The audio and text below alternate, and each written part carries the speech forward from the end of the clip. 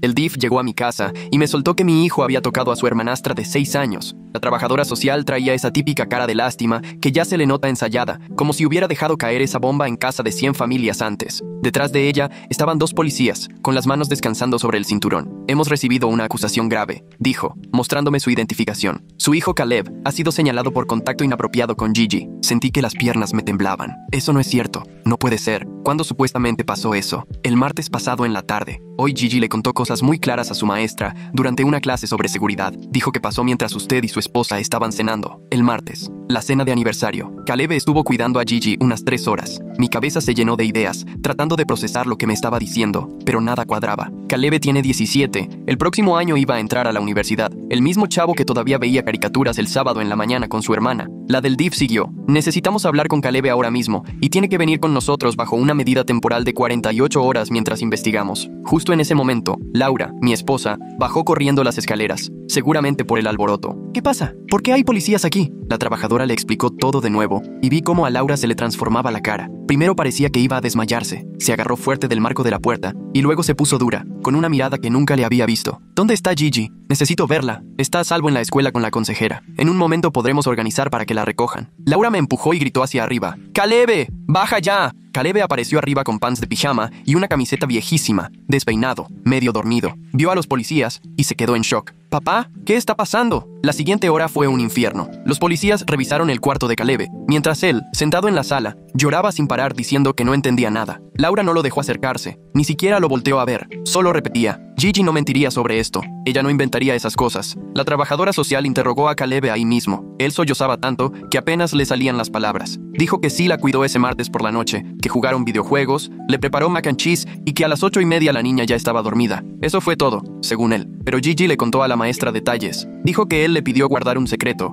un juego que no podía contar. Los policías esposaron a mi hijo de 17 años ahí en la sala, mientras Laura se abrazaba a sí misma y se mecía. Caleb me vio con miedo puro en la cara. «Papá, te juro que yo no le hice nada. Tienes que creerme». Yo quería creerle, de verdad lo quería. Pero Gigi tiene solo 6 años. ¿Por qué inventaría algo tan específico una niña tan pequeña? Después de que se llevaron a mi hijo, Laura y yo fuimos cada quien por su lado por Gigi a la escuela. Cuando la vi en la oficina de la consejera, sentí que el corazón se me rompía. Se veía tan frágil, ni nos podía ver a la cara, caminaba como cojeando. La consejera dijo que fue muy valiente, que contar lo que vivió era el primer paso importante. Laura la cargó y se la llevó al coche. Yo intenté acercarme, pero Laura me detuvo. «No, ni siquiera quiero verte ahorita. Tu hijo fue quien hizo esto. Laura, no estamos seguros. Tiene moretones». La enfermera los vio en sus piernas, dijo, con la voz entrecortada. «Tengo que llevarla al hospital para que la revise un doctor. No nos sigas». Me quedé parado en el estacionamiento como 20 minutos, sin idea de qué hacer. Mi hijo estaba en detención juvenil. Mi hijastra iba al doctor para un examen forense. Mi esposa me echaba la culpa. ¿En qué momento se me fue la familia de las manos en un solo día? Esa noche, Laura volvió como a las 9 con Gigi dormida. Le recetaron algo suave para poder dormir. Laura subió con ella y después bajó con una maleta. «Nos vamos a casa de mi mamá. Laura, por favor, tenemos que hablar de esto». «¿Hablar de qué?» «Tu hijo le hizo eso a mi hija. El examen mostró señales de trauma». Ella contó detalles. «¿De qué quieres hablar?» «Él jura que no lo hizo.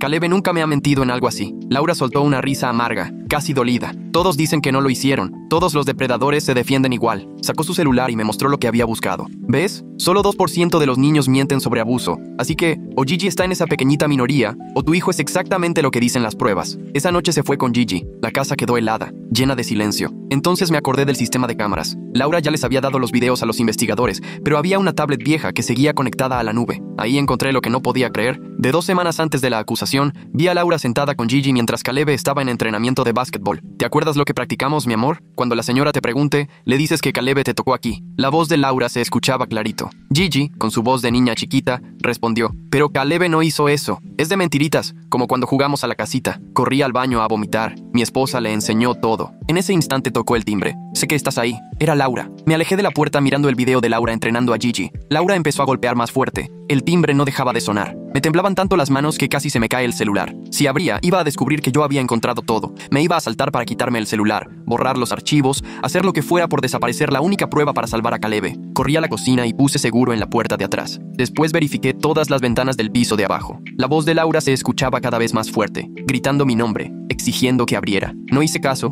y abrí Google en el teléfono, con los dedos temblando. Abogado penal, falsas acusaciones, ayuda urgente. Lo primero que salió fue Lucas Ingram, un abogado experto en estos casos. Ya iban a ser las 11, pero llamé de todas formas. Sonó varias veces y pensé que se iba a buzón, pero en la cuarta contestó un hombre. Tenía una voz cansada, pero muy firme. Me solté hablando sin parar. Lo de Caleb, la acusación, el video en que Laura le enseñaba, todo. Lucas me detuvo. Me pidió que respirara, que me calmara y que le mandara el video en ese momento. Me alejé el celular, busqué el archivo en la nube y se lo envié. Lucas se quedó en la línea y me dijo que no le abriera la puerta a Laura, que no le hablara ni la dejara entrar bajo ninguna circunstancia. Me dijo que me llamaría en 20 minutos, después de ver el video. Colgué y me quedé en la cocina, escuchando desde la ventana cómo Laura gritaba afuera. Amenazaba con llamar a la policía, decía que yo no la dejaba entrar por sus cosas, que tenía derecho a estar en la casa, pero ya no gritaba igual. Su voz sonaba más aguda, más desesperada, como si hubiera entendido que ya nada era igual. Al cabo de unos 10 minutos, se hizo silencio. Me acerqué con cuidado a la ventana y me asomé entre las cortinas. Su coche seguía ahí, pero no la veía. Igual estaba sentada adentro. Igual se fue a buscar a alguien que la ayudara. La verdad, no sabía. Mi teléfono sonó exactamente 19 minutos después de haber mandado el video. Lucas fue directo y me soltó. Esto lo cambia todo. Después me explicó que el video era una prueba clarísima de manipulación, que con eso podíamos demostrar que Caleb era inocente, pero había que moverse rápido. Seguro Laura iba a intentar borrar todo en cuanto supiera que yo tenía acceso. Me pidió que no dejara pasar el tiempo y que bajara todos los videos de todas las cámaras, que los guardara en un disco duro, que se los mandara por correo, que los respaldara donde fuera posible. Lucas no colgó mientras yo iba trabajando. Tomé mi laptop y entré al sistema. Había 6 cámaras en la casa y cada una guardaba grabaciones de los últimos 30 días. Me puse a descargar uno por uno, viendo cómo las barras de progreso avanzaban a paso de tortuga. De repente los golpes de Laura se oían de nuevo, más fuertes y todavía más desesperados. Gritaba, «Ya sé lo que estás haciendo. Más te vale que no borres esos archivos». Con eso me quedó claro que ella sabía perfecto qué salía en los videos. Las descargas se sintieron interminables, como una eternidad. Tardaron casi una hora. Lucas me repitió que no colgara bajo ninguna circunstancia, que siguiera bajando todo aunque Laura rompiera una ventana o le hablara a la policía. Cerca de la medianoche por fin se callaron los golpes. Oí cómo arrancaba el coche y la vi salir a toda velocidad por la entrada mientras las llantas rechinaban. Terminé de bajar todo a las 12:45 y ya tenía los archivos en 3 lugares diferentes. Lucas me marcó otra vez a la 1. Ya le notaba la voz cambiada, concentrado, como si se hubiera puesto el traje de abogado. Me explicó que sí, el video era una prueba fuerte, pero que había que manejarlo con cuidado porque el abogado de Laura iba a decir que el video estaba manipulado, sacado de contexto, que yo lo había editado para culparla. Así que necesitábamos una buena estrategia. Lucas me dijo que ya estaba armando una moción urgente para llevarle esto al juez en la audiencia de detención de Caleb al día siguiente. El plan era incluir el video y pedir que se suspendiera el proceso para que investigaran todo. Al final me dijo, trata de dormir aunque sea un rato. Pero en ese momento yo sabía que no iba a pegar los ojos. Cuando colgué, volví a la aplicación de la nube y me puse a ver las grabaciones del último mes, saltándome de video en video a doble velocidad, buscando algo raro. Como a las 3 de la mañana encontré el primero. Laura sentada con Gigi en la cocina, hace 2 semanas, haciéndole preguntas rarísimas sobre Caleb, con un tono como si estuviera pisando huevos. ¿Caleb alguna vez te ha pedido que guardes secretos? ¿Te toca cuando tu papá no está? Era clarísimo que buscaba meterle ideas a la niña. Seguí viendo. A las 4:30 apareció otro video, de hace 3 semanas. Laura y Gigi en la sala. Laura preguntando si sabía qué eran las partes privadas y si alguien alguna vez había tocado las suyas. Gigi solo dijo que no, y Laura puso una cara tan rara, como si le hubieran chocado sus planes, como si hasta estuviera decepcionada. El tercer video era de hace casi un mes. Laura practicando con Gigi cómo hablar con adultos sobre tocamientos, usando una voz tranquila y paciente, como si le estuviera enseñando el abecedario. Para las 6 de la mañana, ya tenía otros 3 videos donde se veía claro que Laura estaba manipulando a su hija paso a paso. Salió el sol, y yo seguía sentado en la mesa de la cocina, rodeado de laptops, celulares, discos duros. No había dormido nada, los ojos me ardían, la cabeza me explotaba, pero no podía parar. Cada video confirmaba que mi esposa había arruinado a propósito la vida de mi hijo. Lucas me mandó mensaje a las 7:30, que nos viéramos en el juzgado a las 9. Él iba a llevar a otra abogada, Brenda Parks, especialista en temas de familia. Llegué temprano y me quedé esperando afuera del juzgado, con una carpeta llena de capturas impresas y una USB con todos los videos. Lucas llegó justo a las 9 con una mujer vestida impecable, de traje gris. Brenda me saludó rápido y sin rodeos. Dijo, esto ya no es solo la acusación penal contra Caleb, aquí está en juego la custodia de Gigi y protegerla de lo que le está haciendo su mamá. Nos sentíamos como si estuviéramos en la cuerda floja, intentando limpiar el nombre de Caleb y al mismo tiempo cuidar a una niña de 6 años para que esto no la marcara más. La audiencia empezó a las 2. Yo me senté mientras la fiscalía armaba su caso. Contó todo lo que dijo Gigi, las pruebas, los exámenes, todo, con una seguridad como si esto fuera puro trámite. Y de pronto, Lucas se paró y pidió acercarse al estrado. Le entregó una tablet a la jueza con el video listo. Se notó en la cara de la jueza en cuanto empezó a verlo. De estar con cara de trámite, se le fue el sueño y puso toda la atención. Lo vio 2 veces. Luego miró a Lucas totalmente distinta. Ordenó parar el proceso en ese mismo instante y pidió a Rick Wallace, el del DIF, que explicara por qué en su investigación nunca salió ese material. Rick se levantó confundidísimo. Admitió que solo habían revisado lo que Laura les dio de manera voluntaria. Videos del martes en la noche con Caleb y Gigi jugando videojuegos, pero nada de las 2 semanas previas. El abogado de Laura brincó y empezó a decir que el video era inadmisible, fuera de contexto, que Laura solo quería que Gigi hablara del trauma que sufrió. La jueza lo interrumpió en seco y ordenó revisar a fondo toda la seguridad de la casa. También pidió que a Gigi la viera una psicóloga independiente, no la que eligió Laura antes. La jueza dijo que Caleb podía salir bajo mi custodia ese mismo día, pero con brazalete mientras se aclaraba todo. Sentí un alivio tan grande que casi me caigo ahí mismo. Pero cuando sacaron a Caleb, apenas lo reconocí. Solo llevaba 2 días encerrado y parecía que ya habían pasado años. La mirada perdida y sin ganas ni de verme a los ojos. Cuando traté de abrazarlo, Caleb se echó para atrás como si creyera que le fuera a hacer daño. En el centro de detención, la orientadora me apartó y me dijo: Caleb está mostrando señales de un trauma serio. Es urgente que empiece terapia. Firmé todos los papeles para que pudiera salir y lo llevé directo al coche. No pronunció ni una palabra. Solo iba viendo por la ventana con la mirada perdida. Y de pronto me cayó el 20. Aunque yo ya tenía la prueba de que era inocente, algo dentro de mi hijo se había quebrado en ese lugar. El regreso a casa duró apenas 20 minutos, pero yo sentí que fueron eternos. Iba sentado a mi lado, en el asiento del copiloto, mirando en silencio a la calle, con los puños tan apretados sobre las piernas que los nudillos se le pusieron blancos. Intenté hablarle un par de veces, pero ni me contestó, ni me volteó a ver. Era como si no estuviera ahí, nomás veía al vacío. Al llegar, Caleb se bajó del auto incluso antes de que pudiera apagar el motor y caminó directo a la puerta, donde se quedó parado esperando, encorvado, hasta que yo abrí. Todo estaba igual en la casa. Nada se había movido desde que salimos al juzgado, pero el ambiente se sentía raro, como si una sombra fea se hubiera metido con nosotros. Caleb subió a su cuarto y cerró la puerta detrás de él sin decir nada. Yo me quedé parada al pie de las escaleras, aguardando a ver si escuchaba algún sonido, pero nada, ni pasos, ni la cama rechinando ni nada. Me acordé de las palabras de la consejera antes de irnos. Me había tomado del brazo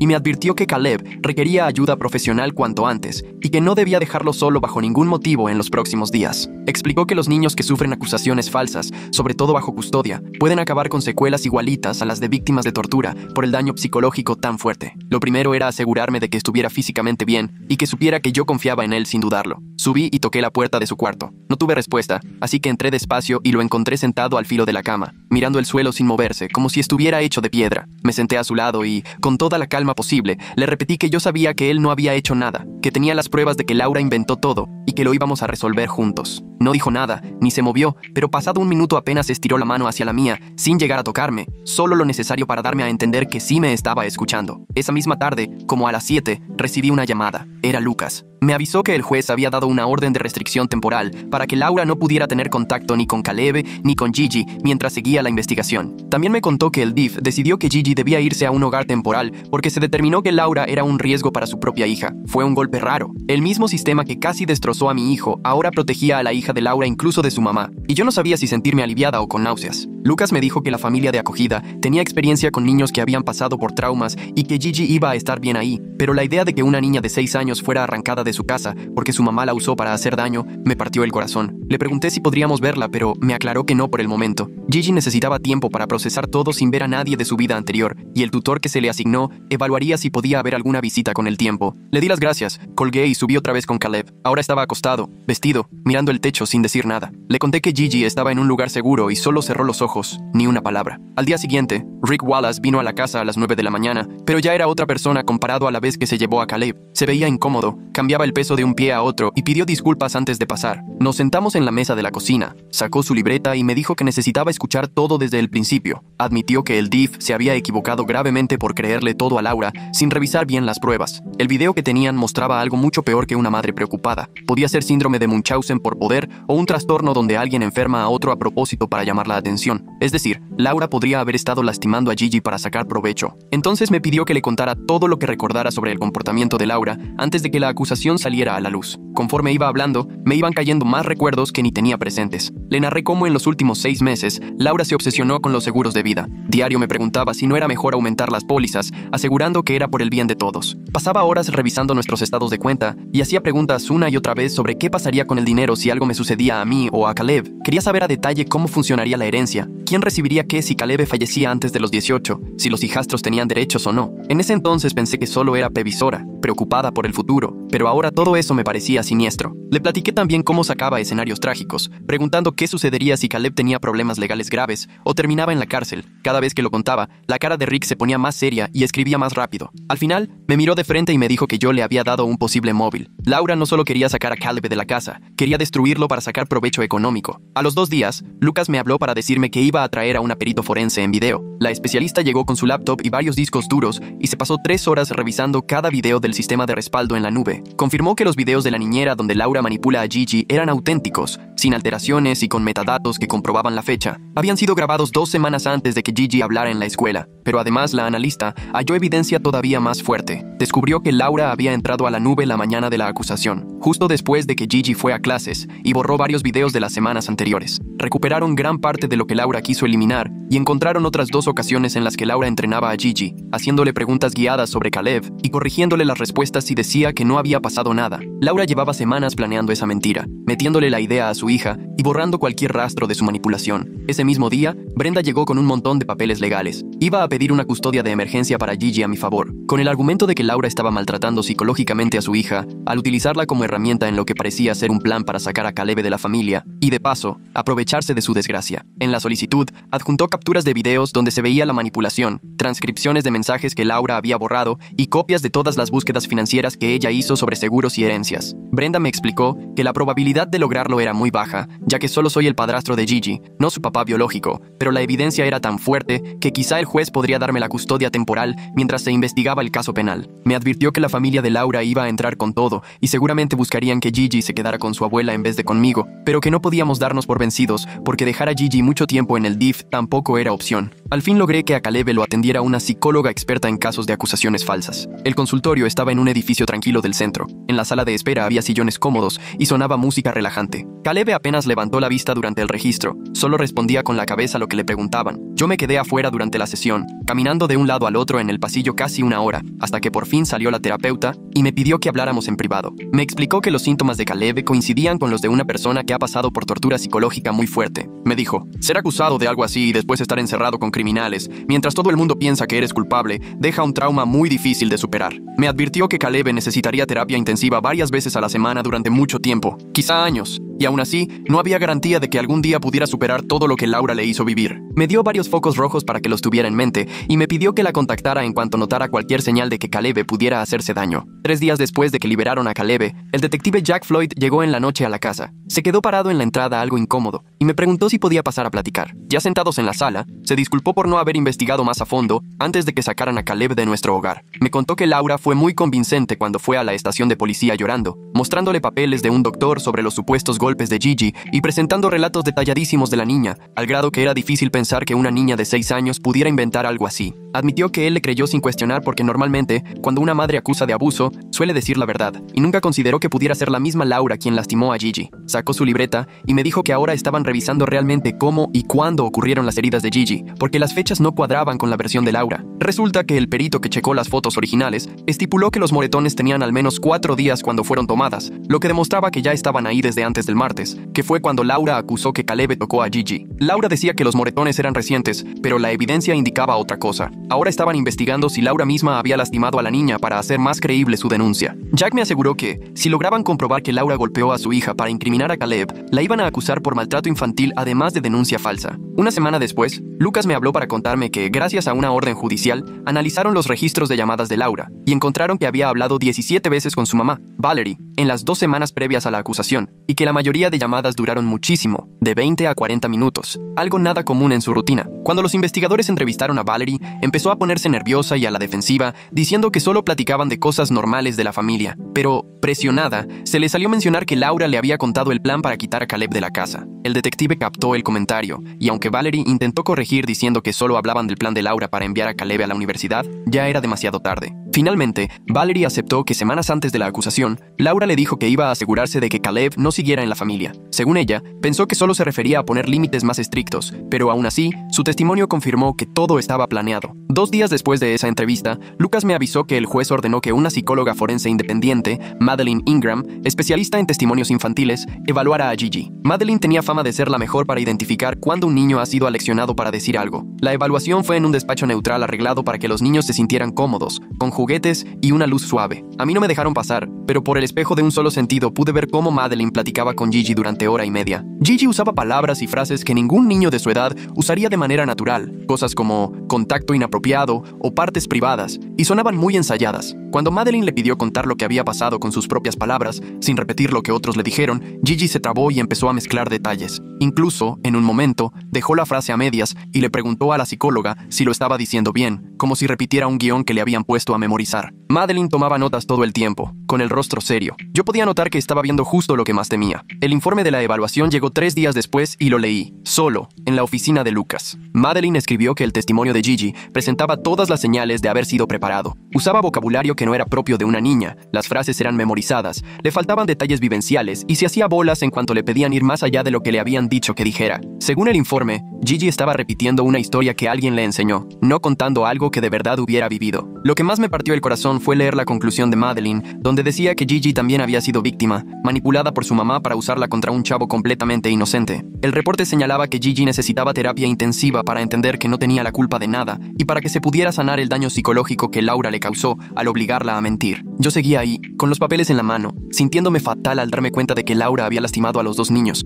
haciendo que Gigi fuera cómplice de lo que le hicieron a Caleb. Lucas me dejó quedarme callado un rato y luego me explicó que ese informe sería una prueba importante, pero que había que tener cuidado, porque el abogado de Laura seguro iba a tratar de desacreditar tanto el trabajo como la experiencia de Madeline. 2 días después de que llegó el informe, el abogado de Laura se puso en contacto con Lucas para ver si podían negociar algún arreglo. Empezó a decir que tal vez Laura estaba confundida o que había entendido mal lo que vio, que igual todo era un horrible malentendido provocado por un instinto maternal fuera de control. Pero Lucas no se dejó y le dijo de inmediato que el video donde le enseñan a Gigi qué decir dejaba clara la intención y la manipulación de una niña, totalmente planeado. Le dejó claro que iban a llevar todo hasta las últimas consecuencias, acusando a Laura por denuncia falsa, poner en peligro a una menor y maltrato infantil. No había cabida para acuerdos ni descuentos de culpa para alguien que usó a su propia hija y el sistema legal como armas para destruirle la vida a un adolescente. Esa noche tuve que sentar a Caleb y explicarle por qué Gigi ya no iba a regresar y por qué su madrastra estaba metida en un problema legal. Caleb solo escuchó, sin decir una sola palabra, con la cara completamente seria, como si ya supiera cómo apagar lo que sentía para protegerse. Cuando terminé de contarle todo, me preguntó casi en susurros si ya todos en la escuela sabían lo que le habían acusado. Sentí el alma hecha nudo cuando tuve que decirle que sí, que el chisme se regó rapidísimo y todos estaban enterados. Solo asintió y se fue directo a su cuarto. La siguiente semana fue otra pesadilla, porque empezaron a llegar las cartas de las universidades para Caleb, sobres grandes con felicidades en letras enormes. Hasta su universidad soñada le mandó carta de admisión con beca por buen promedio. Las puse en la mesa de la cocina para que las viera, pero ni las volteó a ver, solo pasaba de largo. El terapeuta me dijo que Caleb le había confesado que sentía que ya no merecía irse a estudiar después de una acusación tan fea, que aunque era inocente, no podía quitarse de encima la vergüenza ni el sentimiento de que ya no valía nada. Mientras tanto, Brenda me marcó con más malas noticias sobre la custodia. Me explicó que, aunque tuviéramos el video y el informe de Madeline, sería difícil conseguir la custodia de Gigi, porque yo solo era el padrastro, no el papá biológico. La familia de Laura ya estaba metiendo papeles para dejarme fuera del caso y querían que Gigi se fuera con Valerie. Brenda dijo que íbamos a pelearla, pero que la ley es clara y casi nunca le da derechos a los padrastros ante los familiares de sangre. La fiscal encargada del caso de Laura me citó para hablar sobre los cargos. Era una señora de unos 40, experta en temas de abuso infantil, y se le notaba furiosa por lo que había hecho Laura. Explicó que pensaban acusar a Laura por denuncia falsa ante la policía, por poner en riesgo a Gigi al entrenarla para mentir, y que si lograban comprobar un motivo económico, también la acusarían por fraude. Cada cargo era grave, y la fiscal quería pedir la máxima pena, diciendo que casos como este hacían que después nadie le creyera a las verdaderas víctimas. Una semana después, ya me habían dado permiso de visitar a Gigi en la casa temporal donde estaba, siempre vigilados por su tutor legal. La casa era cálida y limpia, pero Gigi se veía chiquita y toda desorientada abrazando un conejito de peluche, preguntando a cada rato por qué no podía ver a su mamá y cuándo iba a volver a su casa. En eso me miró con esos ojotes enormes y me preguntó si Caleb estaba enojado con ella. Tuve que tragar saliva y asegurarle que nada de esto era por culpa suya, que Caleb la quería muchísimo y no estaba enojado para nada. El tutor legal estaba cerca, anotando todo lo que decíamos. Como a los 20 minutos de estar ahí,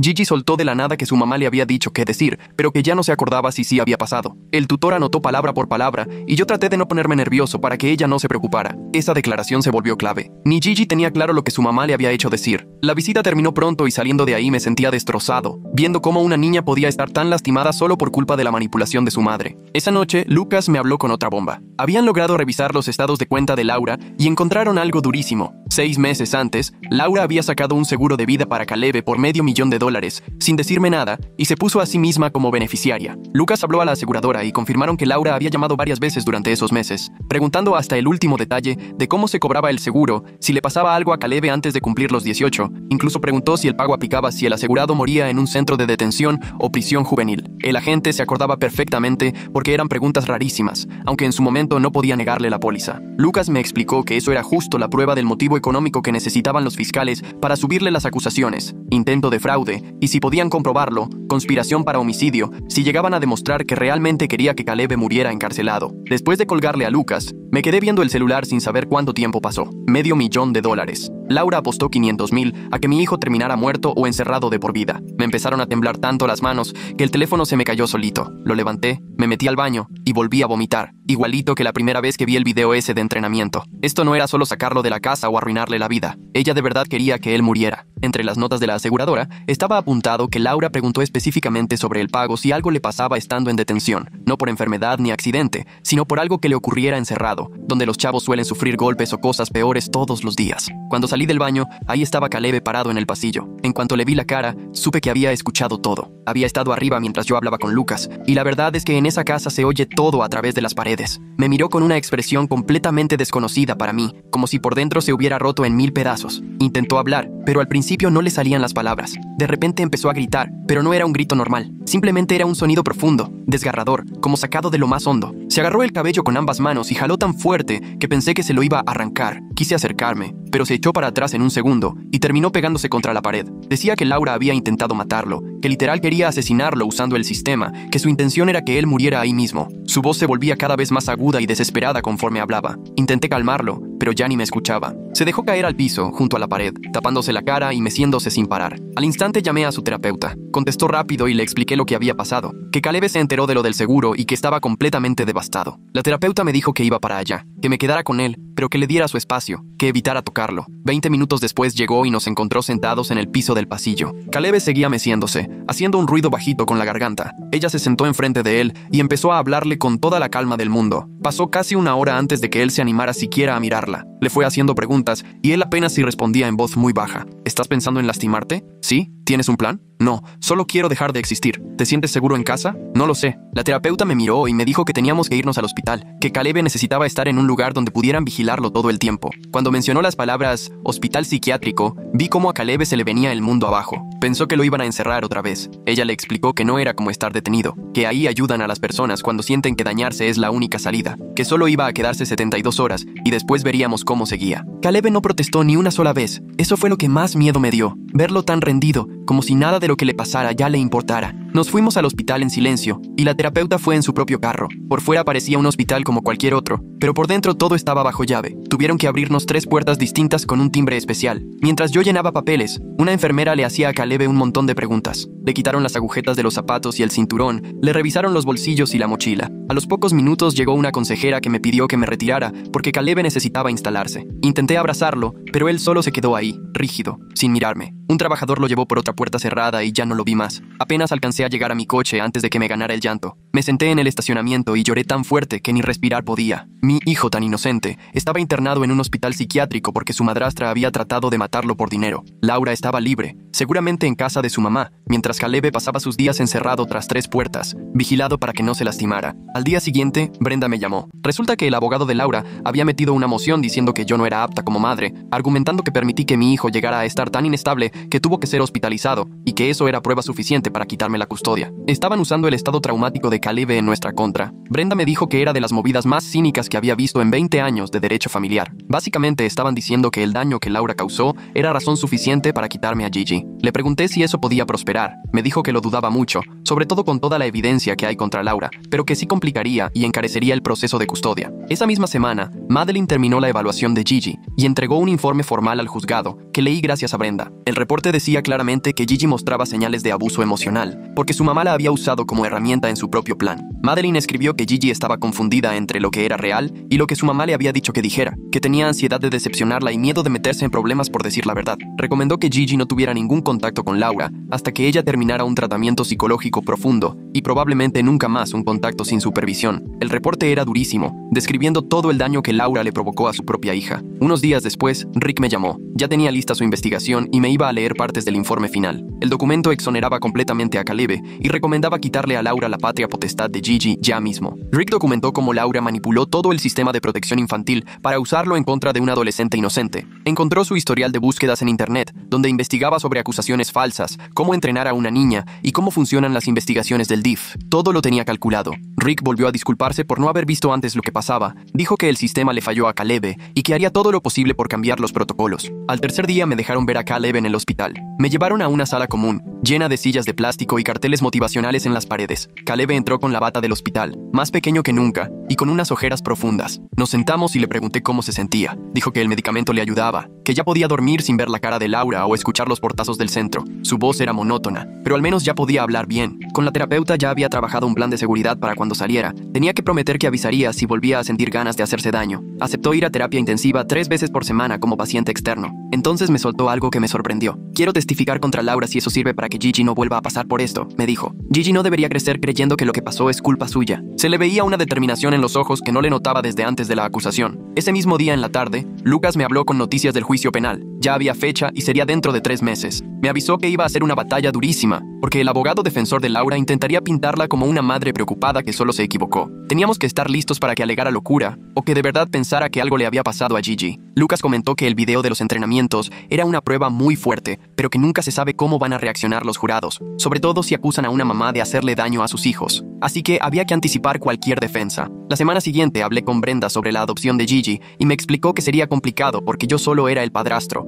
no su papá biológico. Tendría que demostrar que Laura no era una buena madre y que yo sí podía darle una vida estable. Por el asunto de la hospitalización de Caleb, el abogado de Laura iba a dar pelea. Brenda me advirtió que no sería fácil, pero que valía la pena intentarlo, ya que así yo tendría bases legales para la custodia. Empezamos a juntar papeles y cartas de referencia. Caleb regresó a casa 5 días después de que lo internaron, con un montón de hojas del alta y el calendario de terapia. Ya se le notaba otro ánimo, como si volviera a brillarle la mirada. El medicamento sí le había servido. Subió directo a su cuarto y alcancé a oír que acomodaba cosas. A la hora bajó con un bonche de sobres y cartas de aceptación a universidades, todo lo que había dejado sin abrir por semanas. Me preguntó si le podía ayudar a escribirles para explicar lo que había pasado y pedir que le guardaran su lugar un año más. Esa noche nos sentamos juntos a redactar los correos. Caleb fue muy sincero. Contó sobre la acusación falsa, cómo lo habían liberado por falta de pruebas y la necesidad de tomarse un tiempo para sanar. Enviamos los mensajes a 5 escuelas diferentes. En las 2 semanas siguientes, todas respondieron. Cada una le aseguró que le reservarían su lugar y le mandaron mensajes de solidaridad por todo lo que había vivido. Una consejera le escribió que la fuerza con la que enfrentó la situación era justo el carácter que buscaban en sus alumnos. 3 días después de la última respuesta de la universidad, en la mañana, escuché golpes fuertes en mi puerta principal. Eran las 7, y al asomarme, vi a Valerie afuera, roja de coraje y con la cara completamente descompuesta. Saqué el celular y empecé a grabar antes de abrir, dejando puesta la cadena. Apenas abrí, empezó a gritarme que yo era un monstruo, que arruiné la vida de su hija, que convertí a Laura en alguien mala solo por proteger a mi hijo.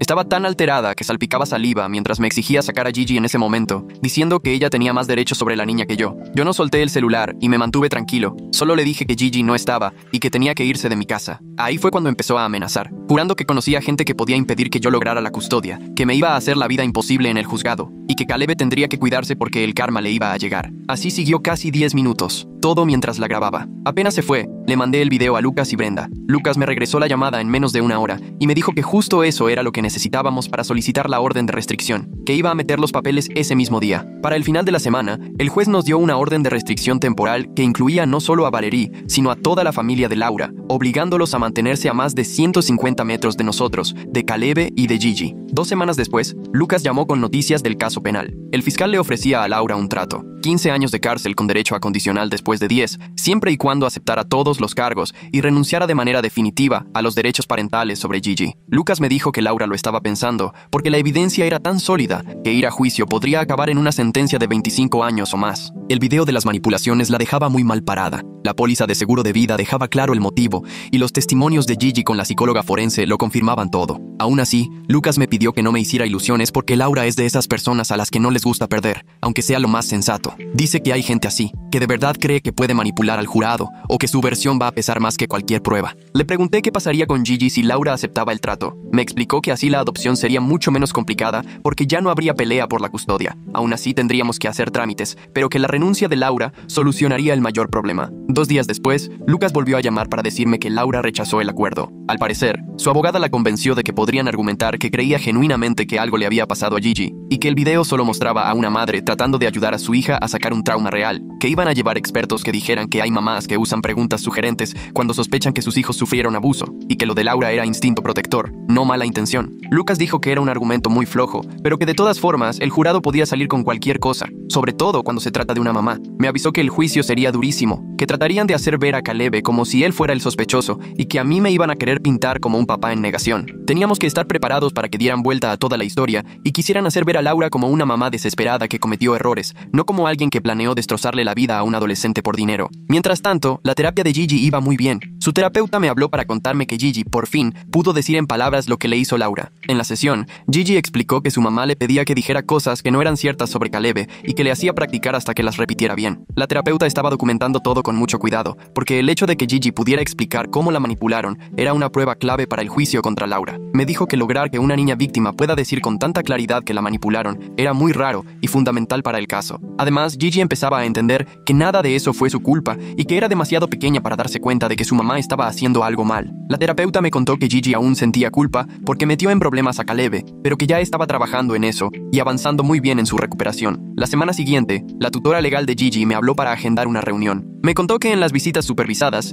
Gigi le preguntaba a cada rato por Caleb. Quería saber si estaba bien y si seguía enojado con ella. Al parecer, Gigi lloró durante una visita diciendo que extrañaba muchísimo a su hermano mayor y que quería pedirle perdón por todas las cosas feas que dijo de él. La tutora pensó que lo mejor sería que tuvieran una visita supervisada entre los dos, siempre y cuando hubiera una terapeuta presente, y así lo programamos para el siguiente sábado en el juzgado, en un cuarto especial para esas visitas. Yo estaba nervioso porque no sabía cómo iba a reaccionar Caleb, ya que desde que pasó todo había estado muy sensible, pero su terapeuta decía que tal vez ver a Gigi tranquila y sin rencores le ayudaría a cerrar ese capítulo. Cuando llegó el día, llevé a Caleb al juzgado y esperamos hasta que nos dieron pase. Al entrar, Gigi ya estaba ahí con su mamá de acogida y la terapeuta. En cuanto vio a Caleb, se soltó llorando y corrió directo hacia él. Caleb, sin pensarlo, se arrodilló y Gigi le brincó al cuello llorando y pidiéndole perdón una y otra vez, diciendo que lo sentía muchísimo por haber dicho cosas que, aseguraba, no eran verdad. Caleb también se puso a llorar. La abrazó y le repetía que sabía que no era su culpa, que no estaba enojado, que la quería y que siempre iba a estar para ella. Se quedaron sentados en el piso, Gigi llorando y Caleb abrazándola como cuando ella tenía pesadillas, casi 20 minutos así. Después, la terapeuta me dijo que eso era justo lo que los dos necesitaban, que se notaba el alivio en todo el cuerpo de Gigi al saber que su hermano no la odiaba, y que para Caleb fue como reencontrar algo que proteger, darle sentido a lo que le había tocado vivir. Más tarde, su propia terapeuta mencionó que ayudar a Gigi podría acelerar la recuperación de Caleb, porque le daba de nuevo un poquito de control sobre su vida, justo donde le habían quitado todo. 8 semanas antes del juicio, Lucas recibió otra llamada de la abogada de Laura, que ahora venía con una mejor propuesta. Laura aceptaba declararse culpable de todos los cargos, recibir una condena de 20 años de cárcel, renunciar a cualquier derecho sobre Gigi y entregar una confesión por escrito explicando su motivo y detallando cómo manipuló a Gigi. La abogada dijo que Laura ya había entendido que, de todos modos, iba a acabar en prisión y prefería tener algo de control sobre el resultado que arriesgarse a que la sentencia fuera más larga. Lucas nos dijo que esto era lo mejor que podía pasarnos, porque así Gigi no tendría que testificar. Caleb no volvería a pasar por el trauma en la corte y además tendríamos la confesión de Laura para trabajarla en terapia y ayudarle a Gigi a entender por qué su mamá hizo lo que hizo. Lucas y el fiscal se encargaron durante las siguientes 2 semanas de ajustar los últimos detalles. El acuerdo incluía que Laura grabara un video explicando paso a paso cómo había instruido a Gigi, dónde le decía que acusara a Caleb, qué palabras usar y cómo ensayaron la historia hasta que Gigi se la supiera de memoria. También debía explicar en la grabación que su verdadera motivación era cobrar el seguro de vida de Caleb y cómo planeaba hacer que él acabara preso o peor. Ese video serviría para la terapia de Gigi, para que, al procesarlo, entendiera que fue manipulada por su propia mamá, y además quedaría en el expediente judicial, por si Laura alguna vez intentaba retractarse o acercarse a Gigi de nuevo. Lucas decía que tener la confesión en video era como tener un seguro para que Laura no cambiara la historia ni intentara romper la orden de alejamiento. La audiencia para aceptar el acuerdo se fijó para un lunes en la mañana, a finales de septiembre. Me senté con Caleb, los dos bien vestidos, viendo cómo Laura entraba esposada, vestida con el uniforme naranja. Se veía tan chiquita y acabada, como si por fin algo algo dentro de ella se hubiera rendido. El juez le hizo un montón de preguntas para asegurarse de que entendía por qué la estaban castigando y qué significaba todo eso. Laura iba contestando con voz apagada, como robot, sin mirarnos ni a Caleb ni a mí. Cuando le tocó decir con sus palabras lo que había hecho, Laura soltó su confesión como si estuviera leyendo el menú. Aceptó que le enseñó a Gigi a acusar falsamente a Caleb. Confesó que todo era por el dinero del seguro. Reconoció que manipularon exámenes médicos y que le mintió a los investigadores. Y admitió que usó a su hija como arma para destruir la vida de un muchacho inocente. Durante todo eso, nunca le cambió el tono ni mostró la mínima emoción, como si hablara de cualquier otra persona menos de ella. El juez aceptó el acuerdo sin pensarlo mucho y sentenció de inmediato. Dijo que ya había visto todas las pruebas, leído lo que opinaron los terapeutas y considerado la gravedad de lo que hizo Laura. Llamó a lo suyo un ataque calculado contra una menor, abusando de los sistemas pensados para proteger a las niñas y niños, y opinó que era el caso de manipulación parental más grave y triste que le había tocado ver en 20 años. Condenó a Laura a 20 años de prisión estatal y recomendó que cumpliera toda la condena sin opción a salir antes. Además, le quitó de inmediato y para siempre cualquier derecho sobre Gigi, dejando claro que, por lo que hizo, era un peligro total para su hija. Finalmente, el juez ordenó que Laura no pueda volver a tener contacto ni con Caleb ni con Gigi, ni siquiera si algún día sale de la cárcel. Cuando el abogado de Laura intentó decir algo, la jueza lo interrumpió en seco y le dijo que ya no había nada que discutir y que Laura debía darse por bien servida de que el fiscal no pidiera castigo más fuerte. Sacaron a Laura del lugar y ni siquiera volteó a vernos. Ya en el pasillo del tribunal, a Caleb literalmente se le doblaron las piernas antes de avanzar 10 pasos y se dejó caer ahí mismo, recargado en la pared. Los sonidos que salían de él no eran llanto normal, era más bien como si todo lo que se había guardado durante meses simplemente ya no cupiera más y necesitara salir. Le temblaban las manos tanto que no podía ni controlarlas, y cuando intentaba hablar, apenas y le salían las palabras. Yo me senté en el piso con él y lo abracé fuerte, mientras llorando decía que sentía que su vida estaba acabada, que todos en la escuela lo seguirían viendo como un monstruo y que jamás podría volver a ser el mismo. La gente pasaba viéndonos, pero a mí no me importaba. Caleb tenía que sacar todo eso, dejar ir el dolor y soltar todo el veneno que Laura le había dejado en esos meses de pesadilla. Lloró tanto que terminó con la garganta hecha pedazos y la cara toda roja e hinchada, y yo no pude hacer otra cosa más que abrazarlo fuerte y repetirle una y otra vez que ya todo había acabado, que Laura no iba a volver a hacerle daño nunca más. Con el tiempo su respiración se fue calmando, el temblor se le quitó y, con un poco de pena, se limpió la cara usando la manga de su suéter. Nos quedamos sentados juntos en el piso helado del juzgado como 20 minutos, hasta que finalmente tuvimos fuerzas para levantarnos. Un par de semanas después regresé, solo que ahora era otro juzgado y tocaba la audiencia de custodia. Valerie, la mamá de Laura, llegó con su abogada y salió diciendo que yo no tenía ningún lazo de sangre con Gigi, que lo justo era que la niña se fuera con su familia biológica. El tutor legal se levantó y presentó un montón de papeles, donde decía que Gigi estaba fuertemente apegada a mí y a Caleb, que había avanzado mucho con la terapia y que yo podía darle un hogar estable. La terapeuta de Gigi también declaró que la niña me llamaba papá y que a cada rato preguntaba por volver a casa. La jueza leyó todos los documentos rapidísimo, le echó un ojo al pasado de Valerie, tapando los abusos de Laura, y tomó su decisión en menos de 5 minutos. Me dio la custodia legal total de Gigi en ese instante, canceló cualquier derecho de visita para la familia de Laura y firmó todo ahí mismo. Así, Gigi se convirtió oficialmente en mi hija. Valerie empezó a gritar algo de que era una injusticia mientras los guardias la sacaban del juzgado, pero a la jueza no le importó y pasó al caso siguiente como si nada. Salí de ahí con los papeles en la mano que decían que Gigi era mía y que yo tenía que protegerla, y después de meses de tensión, sentí que por fin podía volver a respirar. Llevar a Gigi a la casa después de 3 días terminó siendo más duro de lo que esperaba. Al principio andaba brincoteando por toda la casa, emocionada de ver otra vez su cuarto, pero de repente le desaparecía la sonrisa y me preguntaba cuándo volvería su mamá. Su terapeuta ya me lo había advertido. Gigi iba a extrañar la idea de su mamá, aunque otra parte de ella apenas comenzara a sentirse segura ahí con nosotros. Así que seguimos el consejo de la terapeuta y empezamos a armar rutinas bien marcadas, horarios fijos para el desayuno, rituales tranquilizadores a la hora de dormir y mucha estructura predecible, para que Gigi notara que ahí podía estar tranquila. Caleb me sorprendió con la paciencia y la ternura que le salieron de repente para tratarla. Se sentaba en el piso con Gigi a jugar con sus muñecas por horas y la dejaba tomar el control, sin desesperarse ni responder mal, cuando le preguntaba lo mismo 1000 veces. Una noche los descubrí mientras Caleb le leía cuentos antes de dormir, haciendo todas las voces chistosas de los personajes, y Gigi estaba soltando unas carcajadas que no le oía desde tiempo antes de que todo esto estallara. Se dio cuenta de que los veía y solo se encogió de hombros, pero yo ahí entendí que algo dentro de él realmente estaba cambiando, que cuidar a Gigi también lo estaba sanando a él, poquito a poco. Una semana después de que Gigi volvió a casa, Caleb me contó que había decidido tomarse un año sabático antes de entrar a la universidad. Necesitaba tiempo para aclarar la cabeza, para estar con Gigi y ayudarla a adaptarse, y para descubrir quién era ahora que Laura le había hecho tanto daño. Yo quise insistirle que no dejara que esto frenara su futuro, pero su terapeuta me aseguró que al contrario, era algo bueno, que Caleb estaba aprendiendo a reconocer sus límites y a ponerle prioridad a su propia sanación. Encontró un trabajo de medio tiempo en una librería del centro, acomodando libros y ayudando a los clientes, y el día que regresó a casa después de su primer turno, se veía mucho más tranquilo que en meses. Me dijo dijo, me sentí bien haciendo algo normal, donde nadie conoce mi historia. Siguió yendo a terapia intensiva 2 veces por semana y poco a poco fue enfrentando todo lo que traía encima. Hubo días que se le hicieron cuesta arriba y no se quería ni levantar de la cama, pero me tocó verlo, poco a poco, reconstruirse, volver a hablar del futuro y a imaginar planes, empezar a creer que sí tenía una vida delante de él. 6 meses después de la condena de Laura, la terapeuta de Caleb me llamó para una sesión conjunta y para platicarme sobre cómo iba avanzando. Me dijo, Caleb ha hecho avances enormes procesando el trauma y ya está listo para que reduzcamos la terapia a 1 vez por semana. En esa sesión, Caleb admitió, todavía tengo pesadillas con la detención, a veces me despierto en pánico pensando que sigo en la celda, pero ya no es cada noche, ahora pasa tal vez 1 vez por semana y casi siempre logro tranquilizarme yo solo. Me dijo también, por primera vez empiezo a creer que de verdad tengo un futuro, que el próximo año sí puedo ir a la universidad y tal vez vivir una vida normal. La terapeuta nos advirtió que el proceso no era lineal, que aún vendrían días buenos y días malos, pero que Caleb ya tenía estrategias sólidas para afrontar lo que viniera y un buen círculo de apoyo.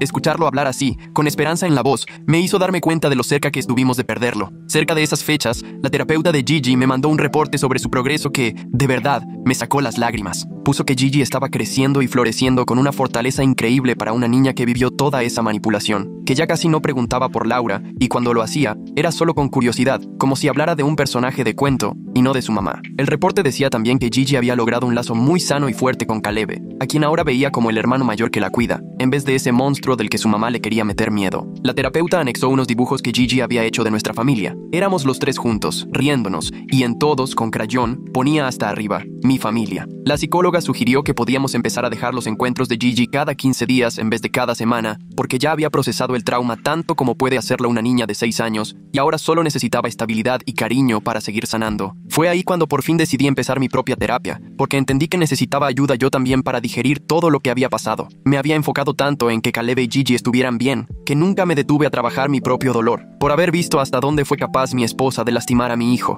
Mi terapeuta es una señora mayor que ya lo ha visto todo y jamás me juzgó por no haber notado las señales. Me ayudó a entender que no las vi porque confiaba por completo en Laura, porque la amaba y creía en nuestro matrimonio, y que esa confianza no era una debilidad, aunque ella la hubiera aprovechado. Juntos fuimos trabajando la culpa que me cargaba por no haber protegido antes a Caleb, por haber dejado entrar a Laura a nuestras vidas. La terapeuta me dijo, no podías saberlo, los manipuladores son maestros para esconder quiénes son de verdad. En cuanto supiste la verdad, actuaste como debías. Escuchar eso sí me ayudó, aunque sinceramente creo que todavía no termino de creérmelo del todo. Las sesiones me dieron el espacio para dejarme sentir enojado, dolido y confundido, sin tener que fingir que todo estaba bien solo por mis hijos. Como 8 meses después de que salió la sentencia, Caleb me platicó que se había metido a una organización que apoya a gente acusada injustamente de delitos. Lo contactaron después de ver la noticia del caso de Laura y le preguntaron si quería contar su experiencia para ayudar a otros a enfrentar el golpe psicológico. Al principio me preocupaba que fuera demasiado pronto y que no estuviera listo para hablar de todo en público, pero Caleb me dijo, poder hablar de esto, con quienes sí saben lo que es, me hace sentir menos solo. Empezó a tener videollamadas con otros chavos que pasaron por acusaciones falsas, compartiendo tips para sobrellevar el trauma y para volver a confiar en el sistema. Me dijo, convertir mi pesadilla en algo útil para otros hace que todo esto no parezca tan absurdo como si tal vez tuviera sentido por alguna razón. Lo vi en una de esas llamadas, tan paciente y tan comprensivo con un chavo que estaba justo en el momento en el que él estuvo meses atrás, y me dio muchísimo orgullo verlo convertirse en esa persona, pese a todo lo que Laura le hizo pasar. Como 9 meses después de que arrestaron a Laura, recibí una carta de la aseguradora de vida. Me devolvieron cada peso que Laura había pagado por la póliza que tramitó para Caleb, más los intereses. En la carta explicaban que ya tenían a Laura fichada en su sistema, para que jamás pudiera sacar otra póliza, ni ahí ni en ninguna otra aseguradora. Además, estaban cambiando sus reglas para evitar fraudes como el que nos tocó, porque nuestro caso destapó varios errores fuertes en sus procesos de verificación. Ahora piden entrevistas presenciales con todas las personas antes de asegurar a menores, revisan obligatoriamente el historial y ponen alertas automáticas si alguien quiere sacar varias pólizas grandes en poco tiempo. El director de reclamaciones me habló directamente para disculparse por no haber detectado antes el comportamiento raro de Laura. Me dijo, su caso cambió todo y gracias a usted otras familias no van a pasar lo mismo. El dinero de la devolución lo depositó directamente en el fondo universitario de Caleb, pensando que era la mejor forma de usar ese dinero que venía de los planes retorcidos de Laura. Ese otoño, Gigi entró al kinder en la escuela de la colonia, donde nadie tenía idea de su historia. Me reuní en privado con la directora y la maestra para contarles que Gigi había pasado por momentos duros, pero que la terapia le estaba ayudando mucho, sin darles detalles de más. Ellas estuvieron de acuerdo en estar atentas a cualquier señal, pero tratarla igual que a cualquier otra niña. Gigi, desde el primer día, se hizo de amigos nuevos y siempre llegaba a la casa contando historias de Jonah, Luna, Zoe y Danilo, con quienes jugaba en el recreo. La maestra me enviaba reportes preciosos, diciendo que Gigi era muy inteligente y entusiasta, que participaba muchísimo y ayudaba a compañeros con dificultades. En la primera junta, la maestra me dijo que no veía ninguna señal de trauma ni problemas de conducta, que simplemente era una niña de kinder tan normal y bien adaptada como cualquier otra, enamorada de su clase de arte y de la hora del cuento. Ver a Gigi florecer en esta nueva etapa, verla aprender y tener la oportunidad de ser solo una niña más, se sentía como el mejor final que podía imaginar después de todo lo vivido. Esa primavera, Caleb volvió a enfocarse en sus solicitudes para la universidad del siguiente semestre de otoño.